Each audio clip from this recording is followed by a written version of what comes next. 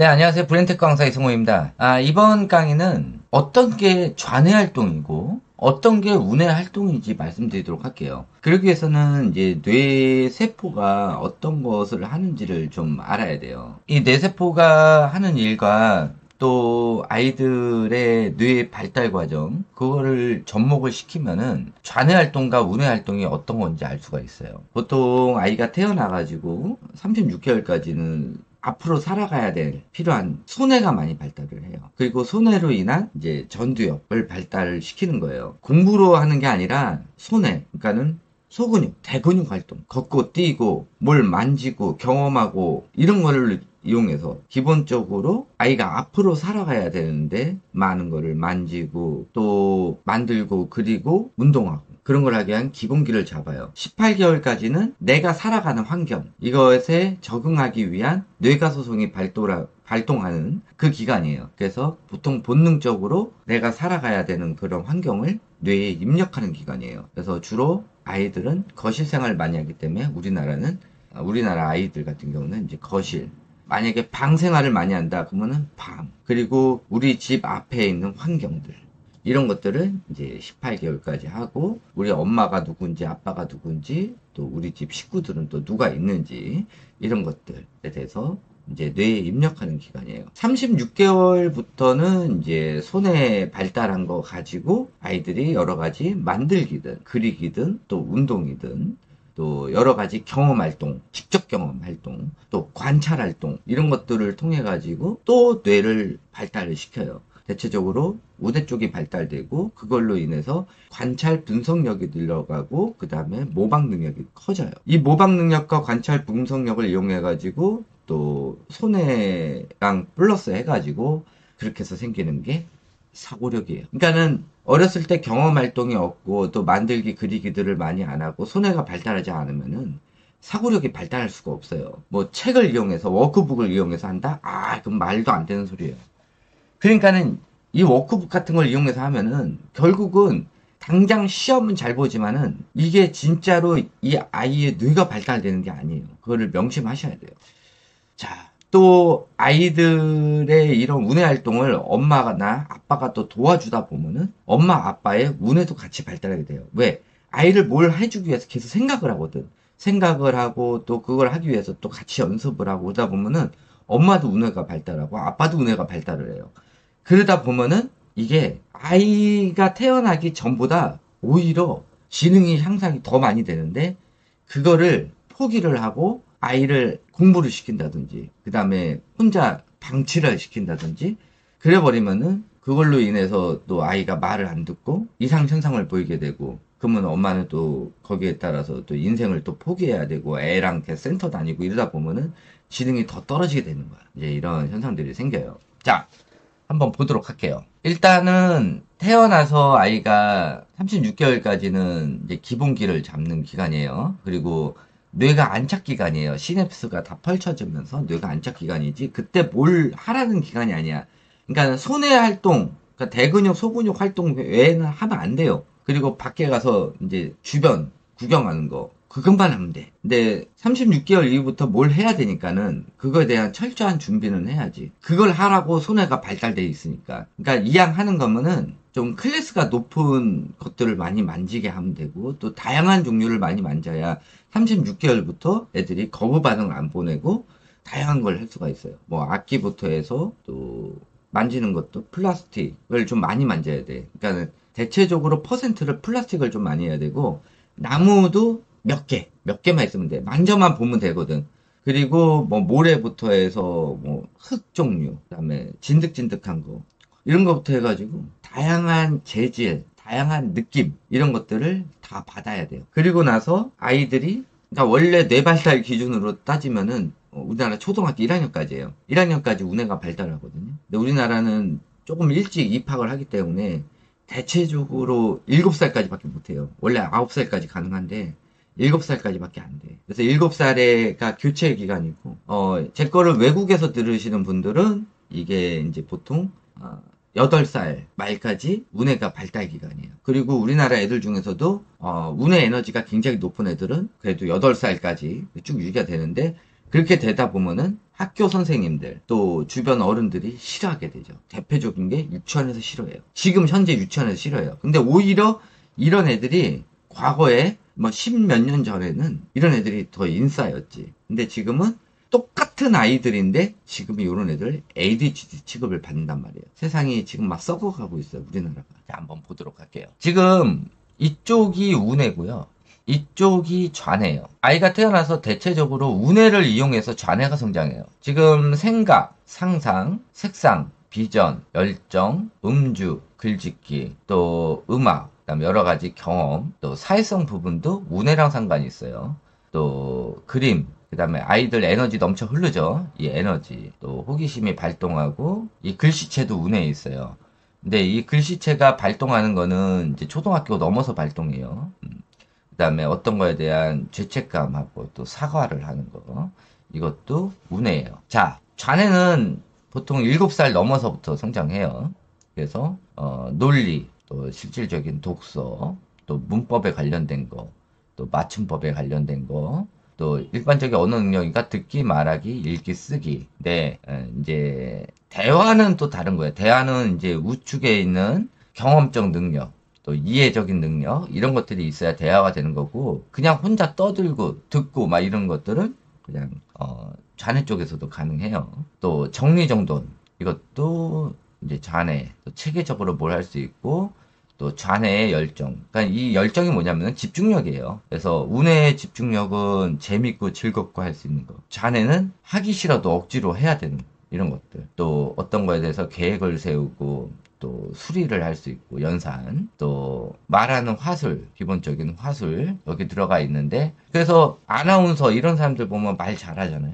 근데 그만큼 아는 것도 많고 사람들과의 대화도 원래 많았어야 되고 또 많은 걸 알고 있어야 돼요. 그러니까 책으로 인한 지식이 아니라 전체적으로 좀 알고 많이 돌아다니고 이런 것들이 되면은 그에 따라서 말빨이 늘어나게 되는 거예요. 어떤 것에 대해서 궁금해하는 거는 좌뇌예요. 그리고 그거를 실행하는 거는 우뇌예요. 또 어떤 거를 분석하고 또 판단하고 또 전략을 세우고 그래서 전체적으로 판단하는 거는 내가 밑에서 써놨는데 실질적으로는 여기 전두엽 부분에서 판단해요. 그래서 이 판단 능력을 키우는 건데 공부로 키우는 게 아니라 뭐예요? 우뇌 활동으로 키우는 거예요. 어떤 거를 백지에다가 뭘 만든다든지, 백지에다 뭘 그린다든지, 또 어떤 넓적한 찰흙 덩어리 가지고 어떤 걸 생각해서 만든다든지, 4구짜리 블럭을 100개를 가지고 자기가 생각한 거를 만든다든지, 이런 것들. 이런 것들이 이제 생각을 하는 그 뇌랑 또 어떻게 해야 되는지를 또 분석해서 최종으로 판단하게 되는 거지. 이것이 어떤 게 어렵다, 하기 싫다, 라고 최종으로 판단하는 순간 그때부터 뇌가 작동돼요. 근데 그렇게 해서 결정을 내리기 전까지는 뇌가 몰라. 그런 거예요. 근데 그건 내가 나중에 또 설명을 해드리도록 할게요. 뇌가 게을러지는 이유도 있어요. 그래서 이거는 쉽다, 할 수 있다라고 이제 내가 판단하는 순간부터 그 결정을 내리고 나서 뇌가 다시 한번 최종 판단을 해요. 약간 나랑 내가 키우는 아이라고 생각하면 돼. 뇌가. 근데 그건 내가 나중에 또 설명을 해드리도록 할게요. 지금 이 얘기 아니니까. 그래서 실질적으로 하는 및체 활동 이게 전반적으로 우뇌 활동이에요. 그리고 학교 가서 해야 되는 독서, 그다음에 수학, 그다음에 어떤 거를 정리정돈한다든지, 그다음에 계획을 세운다든지, 또 체계적으로 뭘 한다든지, 어떤 거를 또 종합적으로 분석 판단한다든지, 이거는 학교 가서. 그리고 더 정확하게 분석 판단을 하는 거는 이제 보통 중학교 이후부터요. 왜냐하면 사고력이 조금 좀 된 다음에 가야 되거든. 이게 이제 최종 시냅스 가지치기 하는 5학년부터 중학교 1학년 사이 그때부터 이제 종합 판단이 가능한데 배운 게 없고 이론적인 지식만 가지고 있으면은 잘못된 판단을 하게 되는 거지. 그렇게 되는 거예요. 경험이 많으면은 그걸로 인해 가지고 새로운 것도 그 비슷한 상황에 대해서 처리하는 그 능력이 늘어나요. 근데 경험 능력이 없고 맨날 책만 보게 되고 집에만 처박혀 있고 엄마 아빠랑 대화가 없으면은 아이들이 판단 능력이 떨어지게 되는 거지. 그렇게 돼요. 그래서 학교 가기 전에는 주로 많이 하는 게 밋체 활동. 이거를 많이 해야 되고 경험 활동이 굉장히 많아야 돼요. 그리고 학교 가서 해야 되는 거는 이 경험 활동을 바탕으로 이론적인 지식을 받는 간접 활동을 많이 해야 돼요. 간접 경험. 내가 경험이 없는데 책을 먼저 들이미면은 세뇌예요. 근데 내가 경험이 많은 상태에서 책의 지식은 한 10% 정도? 이게 제일 적정이에요. 그래야 내가 가지고 있는 거를 남이 침범하지 못해요. 근데 내가 가지고 있는 지식은 10개인데 책에 있는 이론적인 지식이 90이 들어와 버리면은 그 책에 있는 지식이 나를 지배하게 돼요. 그러면서 자기 혼자 뭘 판단을 못하게 되는 거죠. 그래서 어렸을 때 책을 많이 읽게 되면은 애들이 말도 제대로 못하고 대화도 안 되고 혼자만의 망상 속에 살게 돼요. 그렇게 되는 거지. 거기도 있고, 자, 내가 생각하고 있는 이런 것들을 여러 개를 그리고 만들고 생각하는 거를 그리고 만드는 거, 이런 것들이 실질적으로 운의 활동이에요. 그러니까는 생각과 사고력을 넓히는 활동인데, 같은 운의 활동이긴 한데 도면을 보고 그대로 만든다든지, 또 내가 새를 그릴 수 있고 또 다른 거를 그릴 수가 있는데 그거를 더 디테일하게 가는 것들, 이거는 스킬 활동이야. 또 테크닉 활동이야. 그러니까 대체적으로 테크닉 활동이라고 봐야지. 테크닉 활동. 스킬하고 테크닉하고는 달라요. 테크닉 활동. 그래서 그 테크닉을 올리는 활동이야. 그러니까는 내가 새를 그릴 줄 알아. 그러면 된 거야. 여기까지가 운의 활동이야. 내가 생각하고 있는 새. 내가 상상 속의 새. 여기까지가 일반적으로 창의적인 운의 활동이고, 이 새를 더 디테일하게 그리는 거, 이거는 그림에 관련된 그 뇌를 더 확장하는, 그 뇌만 확장하는 테크닉 활동이야. 종이약을 겁나 잘 만든다고 운해가 발달되진 않아요. 그것만 잘하게 되는 거야. 테니스만 굉장히 잘해. 테니스만. 그러면은 테니스만 잘하게 하는 테크닉이 드러나는 거지. 근데 여러 가지 활동들, 그러니까 그런 테크닉 활동들이 많이 들어가는 거를 접목시켜가지고 다른 활동을 만든다든지, 또 이거 많이 하잖아. 그림을 잘 그리는 사람이 있고 만들기를 잘하는 사람이 있어. 근데 그거를 접목을 시켜가지고 쿠키에다가 그림을 그려놓고 캐릭터 쿠키를 만들었어. 이건 접목이 된 거잖아. 이게 사고력 활동이고 이게 운의 활동이야. 그러니까 운해에 해당하는 뇌를 증폭시키는, 그러니까 한 가지 부분에 뇌를 증폭시키고 그거를 테크니컬하게 가는 것들, 이런 것들은 그 뇌만 더 특별하게 성장을 하는 거지. 그래서 거기서 쭉 가다 보면은 그쪽 부분의 전문가가 되는 거지. 그런 거죠. 그렇다고 그쪽 부분의 전문가가 됐다고 전체적인 활동을 잘한다는 건 아니에요. 그건 별개예요. 근데 그렇게 해서 잘하는 것들이 4가지, 5가지가 있잖아. 거기에 이론적인 좌뇌적인 지식이 조금 있잖아. 이게 완벽한 인간이라는 거야. 한 가지만 잘해서는 사회생활 하기 힘들어요. 다양하게 잘해야 그거를 접목시킬 수 있는 사고력이 증가되는 거예요. 책만 겁나게 많이 읽잖아. 사고력이 증가되는 게 아니라 이 좀 고정적인 지식들이 그냥 많아질 뿐이고 답답한 거야. 한 가지 쪽 생각밖에 못 하는 거야. 편향되게 가는 거지. 근데 내가 경험적인 지식이 충분한 상태에서 그때 이제 글을 읽다 보면은 글에 대한 판단을 하게 되는 거지. 야, 내가 경험한 여러 가지가 있는데 이 책 내용이 다르다. 야, 이 책은 좀 아니다 것 같다. 이렇게 해서 판단을 하게 되는 거예요. 엄마들이 육아를 처음 해보기 때문에 어떤 게 진짜인지 모르고 많이 보던 걸 보게 된단 말이야. 근데 이게 편향된 거고 잘못된 거면은 잘못 육아를 하게 되는 거야. 왜? 경험이 없기 때문에. 근데 한 번 아이를 실패한 엄마들은 두 번째 거든 더 잘하게 되지. 왜? 첫 번째 거 실패를 했기 때문에. 근데 실패를 하게 되면은 이와 반대로 하는 성향들도 있어. 또 그런 것도 있지. 첫 번째 애를 너무 쉽게 키웠기 때문에 두 번째 애가 그렇지 않은 애가 태어나면은 두 번째 아이를 첫 번째 아이대로 키우려다 보니까는 오류가 터지는 경우도 있고 그런 거죠. 그래서 알고 계셔야 돼요. 운의 활동은 다양하게 많은 거를 해가지고 접목을 시키는 게 운의 활동이란 뜻이고요. 운의 세포 발달은 그거를 더 디테일하게 가는 거야. 한 개 한 개 잘한 거를 디테일하게. 그렇게 디테일하게 가는 걸 하면은 이거는 이제 좀 나중에 성인이 돼가지고 전문성을 갖게 되는 거죠. 근데 이런 전문성을 갖게 되는 것들이 여러 가지가 있어야 실질적으로 아이들의 전체적인 운해가 발달을 하게 되는 거고, 운해가 발달하려면은 무에서 유를 창조하는 활동들을 많이 해야 돼요. 퀄리티가 낮더라도 상관이 없어요. 무에서 유를 창조하는 활동. 요리가 있어. 근데 다 준비를 해. 뭐 마늘 얼마 다 준비를 했는데 그렇게 해가지고 시키는 데서 하는 운해 그 요리 활동.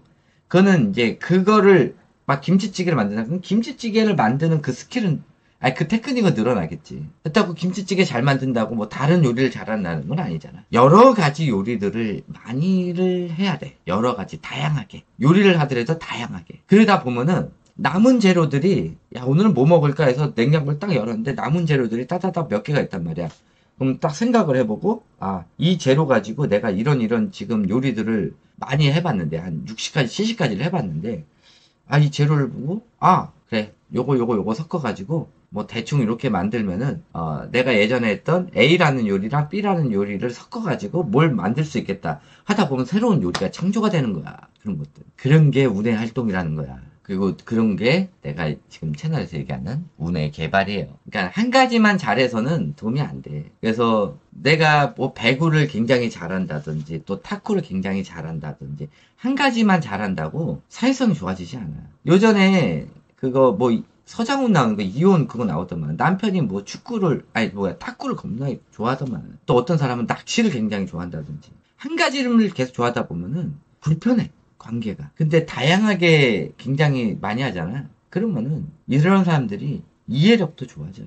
전체적으로 사회성도 좋아지고 거기에 이제 여러 가지 다양한 이론적인 지식들 이런 것들도 같이 겸미가 돼야지 되는 거예요. 그래야 운해가 개발되는 거예요. 그래서 학교 가서 다양한 잡지식들 내가 접하지 못하는 잡지식들을 좀 많이 알아야 되는데 운해가 발달되지 않은 상태에서 잡지식을 많이 받게 되면은 오히려 선입관을 갖게 되고 그 다음에 편견을 갖게 돼요. 아시겠죠? 자, 이것을 끝마치도록 하고 운의 활동이 어떤 건지 또 운의 개발이 뭔지 또 운해에서 내가 그림을 굉장히 잘 그린다고 운의 전체가 발달되는 건 아니라는 거예요. 그 부분만 테크닉이 늘어난다는 거예요. 이제 한쪽 부분에 전문성은 발달되지만은 한 개, 두 개, 딸랑 전문성이 있다고 운해가 전체가 발달되는 건 아니에요. 다양한 활동. 계속 지속적으로 생각하는 활동이 들어가야 돼. 생각.